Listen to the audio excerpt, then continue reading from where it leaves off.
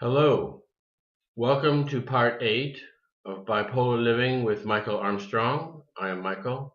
I'm describing the summer of my first breakdown when I was working at a camp away from home for the first time. I ended up in the course of that summer as being somewhat of a peacemaker between my fellow workers and our bosses. I remember in particular one story of some spoiled potatoes that became a friction point between us, and I had to be the peacemaker with that, the go-between. And that's the way the summer unfolded. I became a very good friend with a lot of people, and the reason was that I was a good listener, paying intense concentration and attention to people as they spoke to me.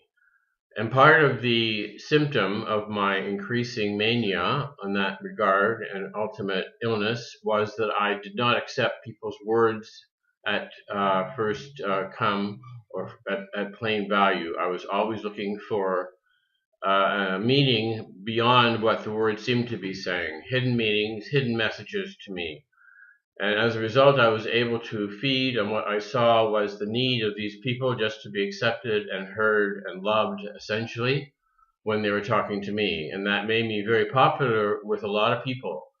But the demands of my time became somewhat extreme as people wanted to share their stories with me. It was very tiring as well, and it just did not let up.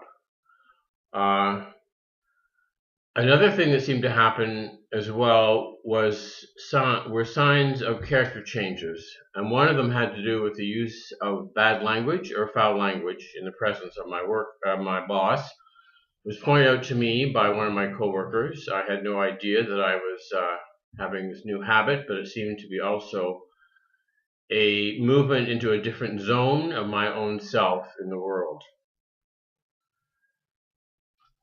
To illustrate how there was misunderstanding almost all the time in my communication with others and theirs with mine. At one point, one of my coworkers came to me and told me he was willing to step aside if I wanted to become the boyfriend of his girlfriend. Somehow, her attraction to me had led him to believe that I was interested in her in some romantic way, and of course I was not. But it was just an example of the mess of the emotions that that summer was bringing forward in me and the people around me. It was another example of miscommunication, the type that I had already encountered the previous year at university, and it was just showing itself once again in my world.